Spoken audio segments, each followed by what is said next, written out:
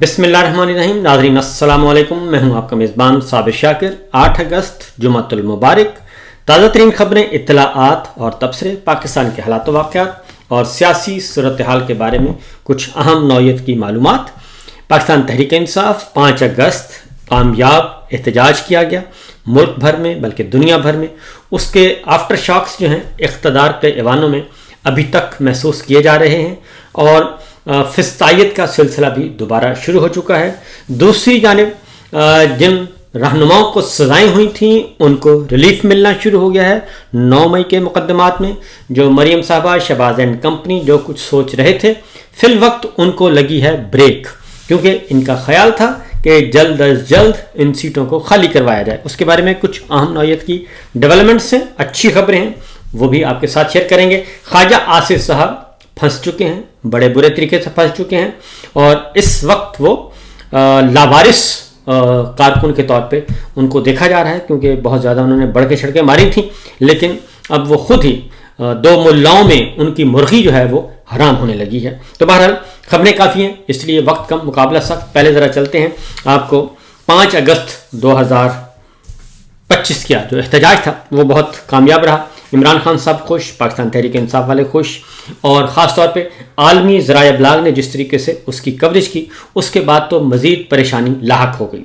کہنے کو جو کچھ مرضی کہتے رہیں، سیاسی بیانیاں جو مرضی بنائیں، لیکن انٹیلیجنس رپورٹس جو ہیں وہ بھی ان کے لیے پریشان کن ہیں.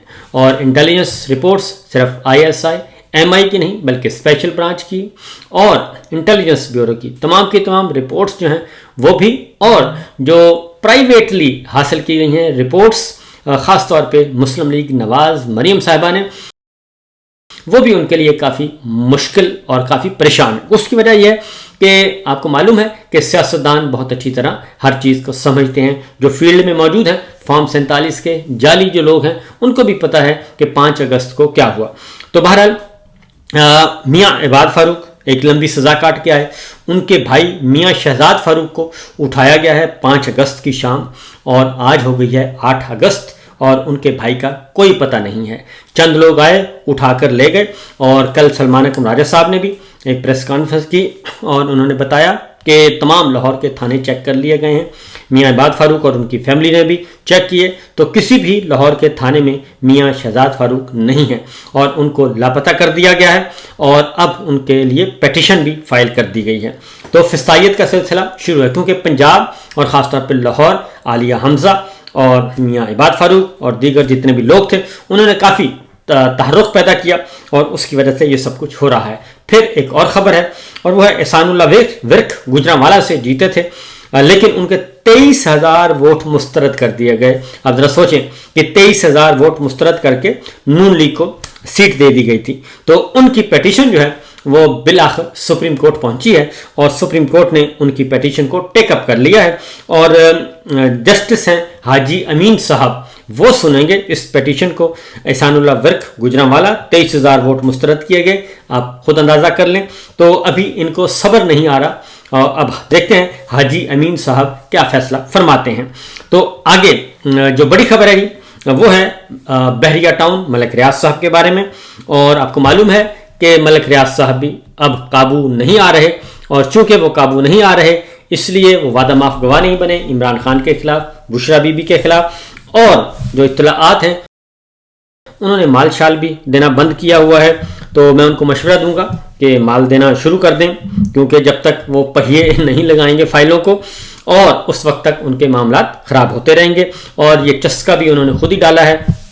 تو لہٰذا ان تک جتنے بھی پیغامات گئے اور محسن نقوی سمیت جتنے بھی گئے ان کے ساتھ مذاکرات کرنے، تو مذاکرات یہیں آ کے پھنس جاتے تھے. عمران خان کے خلاف گواہی وہ دینے کے لیے تیار نہیں ہیں، لہذا ان کی جائیدادوں کی نیلامی کا حکم دیا گیا.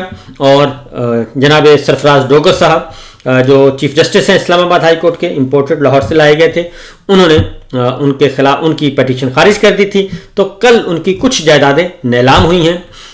پہلے میں آپ کو بتا دوں کہ یہ وقتی طور پہ تو پریشانی ضرور ہوتی ہے. آپ کو معلوم ہے کہ نواز شریف صاحب کی پراپرٹی بھی نیلام ہوئی تھی تو وہ ان کو واپس مل گئی. اسحاق ڈار صاحب کی نیلام ہوئی تھی وہ بھی واپس مل گئی, کیونکہ یہ ہے اسی طرح ہی ہے, وقت کا پہیہ جب الٹا چلتا ہے تو سب کچھ چیزیں ہو جاتی ہیں ٹھیک. تو میاں صاحب نے ڈیل کر لی تھی اور ڈار صاحب بھی ان کے ساتھ تھے سٹپنی کے طور پہ.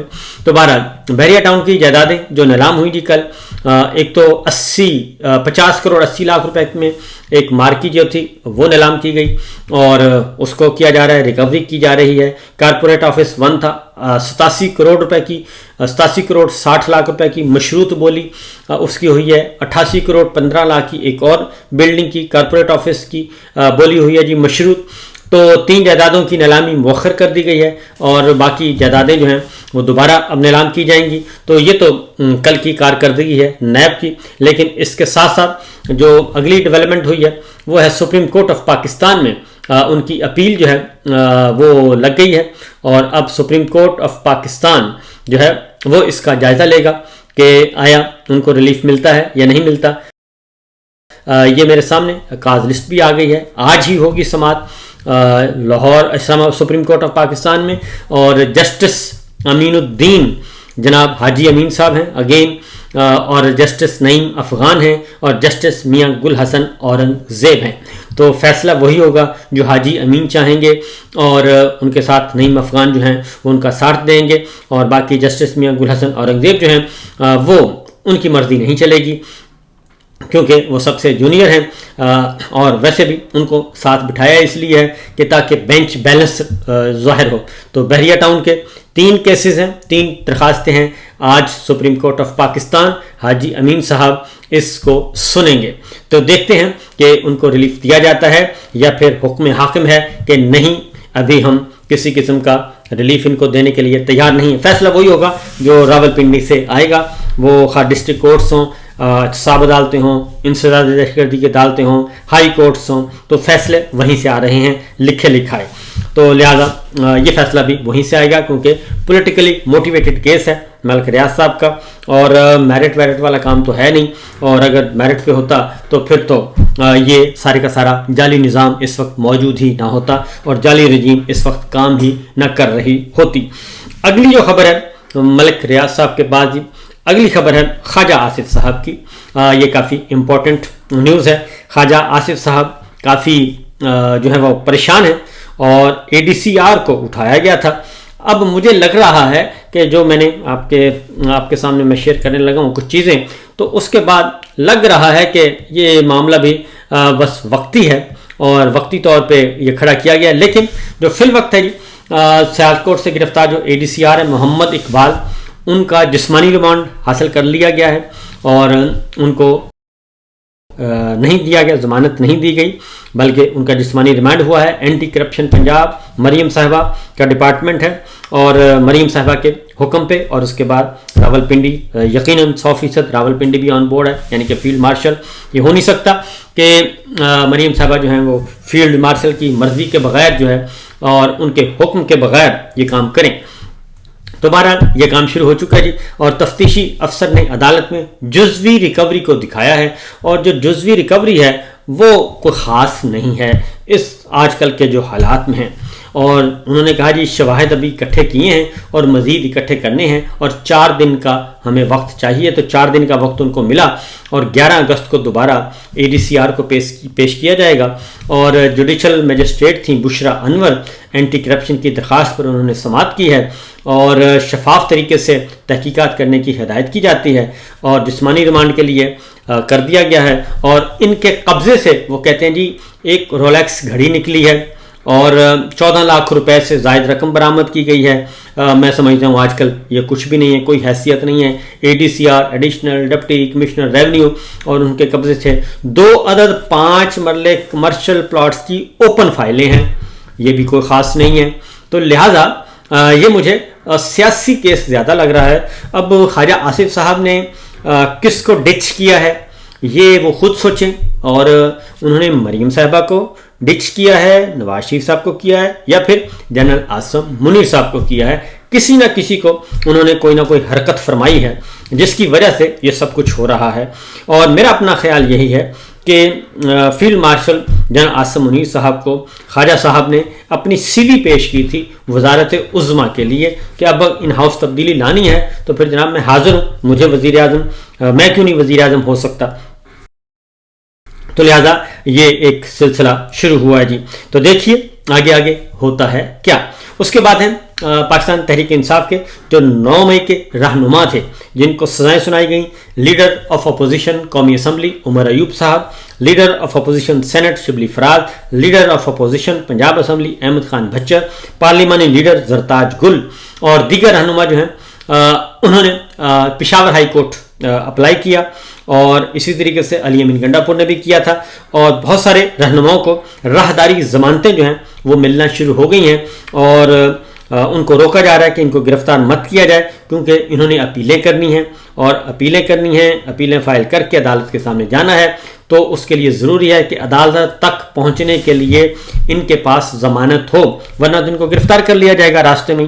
تو خیبر پختونخوا میں وہ موجود ہیں، تو اس لیے ان کو حفاظتی ضمانت جو ہے وہ مل گئی ہے. زرتاج گل کو بھی اور دیگر رہنماؤں کو بھی آہستہ آہستہ سب کو یہ ریلیف مل رہا ہے. اس طریقے سے جو انہوں نے سوچا تھا کہ ہم چٹ منگنی اور پٹ بیاہ والا کام جو ہے وہ ان کا خراب ہو رہا ہے، کیونکہ انہوں نے کہا تھا کہ ہم جلدی ضمنی الیکشن کروائیں گے. تو ضمنی الیکشن اس لیے بھی شاید اب ان کو رکوانا پڑے، جو مجھے لگتا ہے کہ عمران خان صاحب نے مکمل طور پہ بائیکاٹ کا اعلان کر دیا ہے ضمنی الیکشن کے بارے میں. انہوں نے کہا کہ کوئی بھی ہمارا رہنما، کوئی بھی پارٹی کارکن ضمنی الیکشن میں حصہ نہیں لے گا. 9 مئی کے جتنی بھی سزائیں ہوئی ہیں، کیونکہ یہ سزائیں بھی غیر قانونی، 9 مئی false flag operation Pakistan Tehreek Insaf کے خلاف کیا گیا، اور ہماری مسلسل مطالبے کے باوجود ابھی تک کوئی نہیں کیا گیا جی، کوئی کام نہیں کیا گیا اور کچھ نہیں کیا گیا. ہمارے مطالبات پورے نہیں کیے گئے، کمیشن نہیں بنایا گیا، تحقیقات نہیں کی گئیں، اور یک طرفہ طور پہ یہ سب کچھ چل رہا ہے. تو یہ سچویشن، یہ صورتحال اس وقت ہے جناب پاکستان کے حالات و واقعات کی.